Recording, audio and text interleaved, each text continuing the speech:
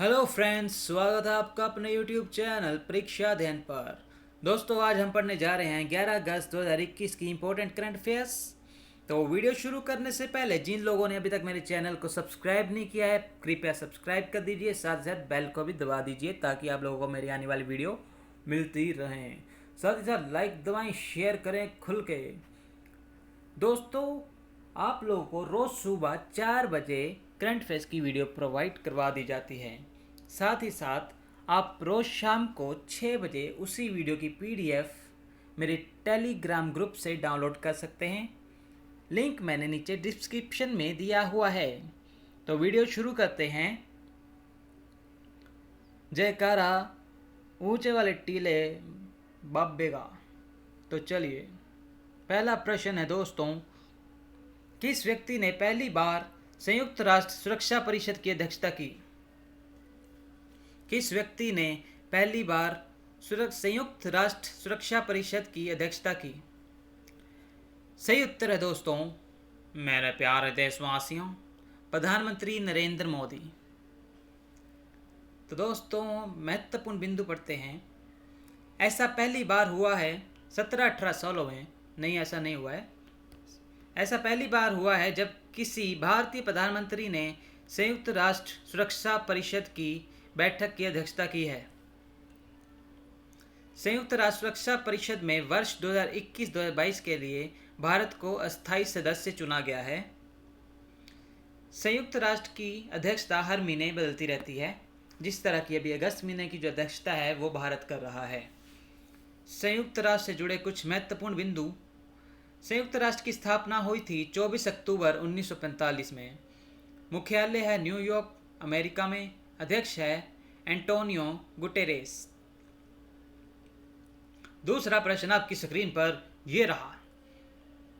प्रधानमंत्री किसान सम्मान निधि योजना के अंतर्गत अगस्त महीने में 9.75 करोड़ से अधिक किसानों के खाते में कितने करोड़ रुपए हस्तांतरित किए गए? प्रश्न दोबारा पढ़ते हैं। प्रधानमंत्री किसान सम्मान निधि योजना के अंतर्गत अगस्त महीने में 9.75 करोड़ से अधिक किसानों के खाते में कितने रुपए हस्तांतरित किए गए? उत्तर है दोस्तों 19,500 करोड़। प्रधानमंत्री किसान सम्मान निधि भारत सरकार की महत्वपूर्ण योजनाओं में से एक है। इस योजना के अंतर्गत छोटे और सीमांत किसानों को आर्थिक सहायता प्रदान की जाती है। जिन लोगों के पास 2 हेक्टेयर से कम भूमि होती है, उन लोगों के खाते में प्रत्येक वर्ष 6,000 रुपये किस्त भेजी जाती है, यानी हर 4 महीने बाद 2,000 रुपये इन किसानों के अकाउंट में डाले जाते हैं। तीसरा प्रश्न है दोस्तों, केंद्र सरकार द्वारा खाद्य तेल में आत्मनिर्भरता के लिए कितने करोड़ के निवेश की घोषणा की गई है? केंद्र सरकार द्वारा खाद्य तेल में आत्मनिर्भरता के लिए कितने करोड़ के निवेश की घोषणा की गई है? तो उत्तर है दोस्तों 11,000 करोड़ पे। इस निवेश से क्या होगा दोस्तों कि जो हमारी निर्भरता बनी हुई दूसरे देशों के खाने वाले तेलों को लेकर वो अपने देश में कोशिश की जाएगी ज़्यादा से ज़्यादा प्रोडक्शन हो, ताकि महंगा भी ना हो और लोगों को मिलता भी रहे। अगला प्रश्न दोस्तों, 1971 के युद्ध के किस नायक का निधन हो गया है? 1971 के युद्ध के किस नायक का निधन हो गया है? उत्तर है कोमोडोर कासरगोड पटनाशेट्टी गोपाल। महत्वपूर्ण बिंदु हैं। वर्ष 1971 में हुए भारत पाक युद्ध के नायक कोमोडोर कासरगोड पटनाशेट्टी गोपाल, जिनकी उम्र 93 वर्ष थी, का रविवार को निधन हो गया। उन्होंने पाकिस्तान के कब्जे से पूर्वी पाकिस्तान को आज़ाद कराने में महत्वपूर्ण भूमिका निभाई थी, जिसे आज बांग्लादेश के नाम से जाना जाता है। उन्हें महावीर चक्र और विशिष्ट सेवा पदक से सम्मानित किया गया था। पांचवा प्रश्न आपकी स्क्रीन पर यह रहा। संयुक्त राष्ट्र के अनुसार 2030 तक पृथ्वी का तापमान कितने डिग्री सेल्सियस बढ़ने का अनुमान है? संयुक्त राष्ट्र के अनुसार 2030 तक पृथ्वी का तापमान कितने डिग्री सेल्सियस बढ़ने का अनुमान है? सही उत्तर है 1.5 डिग्री सेल्सियस। समस्या काफ़ी गंभीर है। Intergovernmental panel of climate change ने अपनी रिपोर्ट में कहा है कि 2030 तक पृथ्वी का तापमान 1.5 डिग्री सेल्सियस बढ़ जाएगा। छठा प्रश्न दोस्तों, किस कंपनी ने घरों तक डीजल उपलब्ध करवाने की सेवा देने वाली ऐप आधारित इकाइयाँ हमसफर इंडिया और ओकारा फ्यूलॉजिक के साथ गठजोड़ किया है? किस कंपनी ने घरों तक डीजल उपलब्ध कराने की सेवा देने वाली ऐप आधारित इकाइयाँ हमसफर इंडिया और ओकारा फ्यूलॉजिक के साथ गठजोड़ किया है? उत्तर है दोस्तों IOC। IOC ने घरों तक डीजल उपलब्ध करवाने की सेवा देने वाली ऐप्स आधारित इकाइयों हमसफर इंडिया और ओकारा, दोस्तों यहाँ पे कुछ टाइपिंग मिस्टेक हो, इसको ठीक कर दिया जाएगा, ओकारा फ्यूलॉजिक के साथ गठजोड़ किया है। कंपनी ने मुंबई में घरों तक डीजल उपलब्ध कराने की सेवा शुरू कर दी है। बहुत बढ़िया। IOC की फुल फॉर्म होती है इंडियन ऑयल कॉरपोरेशन लिमिटेड। स्थापना हुई थी IOC की 30 जून 1959। अध्यक्ष हैं श्रीकांत माधव वैद। पेट्रोलियम एवं प्राकृतिक मंत्री हैं हरदीप सिंह पुरी। अगला प्रश्न आपकी स्क्रीन पर ये रहा।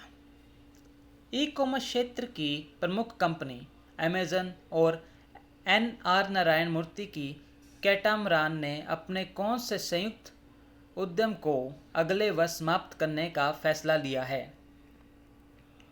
प्रश्न एक बार फिर पढ़ते हैं। ई कॉमर्स क्षेत्र की प्रमुख कंपनी अमेजन और NR नारायण मूर्ति की कैटामरान ने अपने कौन से संयुक्त उद्यम को अगले वर्ष समाप्त करने का फैसला किया है? उत्तर है दोस्तों प्रायोन बिजनेस सर्विसेज। अमेजन के CEO हैं एंडी जेसी। संस्थापक थे जेफ बेजोस। स्थापना हुई थी 5 जुलाई 1994 में। मुख्यालय है बेलेव्यू, वॉशिंगटन, संयुक्त राज्य अमेरिका। आठवां प्रश्न है दोस्तों, how the earth got its beauty पुस्तक के लेखक कौन हैं? How the earth got its beauty पुस्तक के लेखक हैं सुधा मूर्ति। नौवां प्रश्न आपकी स्क्रीन पर ये रहा। किस खिलाड़ी के सम्मान में 7 अगस्त को भाला फेंक दिवस के रूप में नामित किया जाएगा? जैसा कि आप लोगों को पता ही होगा, फिर भी अब बता ही देता हूँ। इसका सही उत्तर है नीरज चोपड़ा। नीरज चोपड़ा से जुड़े कुछ महत्वपूर्ण बिंदु पढ़ते हैं दोस्तों। स्टार एथलीट नीरज चोपड़ा ने टोक्यो ओलंपिक खेलों में भाला फेंक स्पर्धा स्वर्ण पदक अपने नाम करके भारत को ओलंपिक ट्रैक एवं फील्ड प्रतियोगिताओं में अब तक का पहला पदक दिलाकर नया इतिहास रच दिया है। एथलेटिक्स में 121 वर्षों में भारत का यह पहला ओलंपिक पदक है। नीरज भारत की तरफ से व्यक्तिगत स्वर्ण पदक जीतने वाले दूसरे भारतीय हैं। इससे पहले निशानेबाज अभिनव बिंद्रा ने पेइचिंग ओलंपिक 2008 में पुरुष की 10 मीटर एयर राइफल में स्वर्ण पदक जीता था। भारत में पहली बार एंटवर्प ओलंपिक 1920 में एथलेटिक्स में भाग लिया, लेकिन तब से लेकर रियो 2016 तक उसका कोई एथलेटिक पदक नहीं जीत पाया।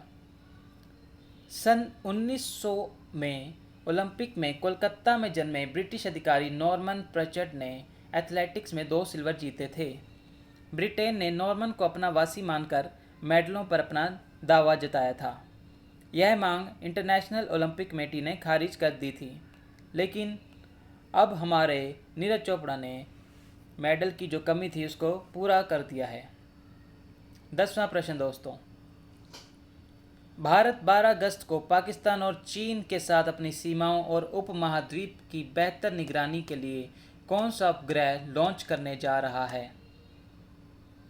भारत 12 अगस्त को पाकिस्तान और चीन के साथ अपनी सीमाओं और उपमहाद्वीप की बेहतर निगरानी के लिए कौन सा उपग्रह लॉन्च करने जा रहा है? उत्तर है दोस्तों GSAT-1। महत्वपूर्ण पढ़ते हैं दोस्तों बिंदु इसरो के बारे में। इसरो की स्थापना हुई थी 15 अगस्त 1969 में। मुख्यालय है बेंगलुरु। अध्यक्ष है कैलाश वादिवू सिवन। संस्थापक थे विक्रम अम्बालाल साराभाई। तो आज की करंट अफेयर यहीं समाप्त होती है। तो दोस्तों उम्मीद करता हूँ आप लोगों को मेरी वीडियो पसंद आई होगी। वीडियो पसंद आई होगी तो प्लीज़ वीडियो को शेयर कीजिए, लाइक कीजिए, चैनल को ज़रूर सब्सक्राइब कर दिए, तभी तो मैं आपके लोगों के लिए वीडियो बना पाऊँगा। आप हौसला बढ़ेगा। जय भारत, जय माता दी, जय सुरेंद्र। बाय।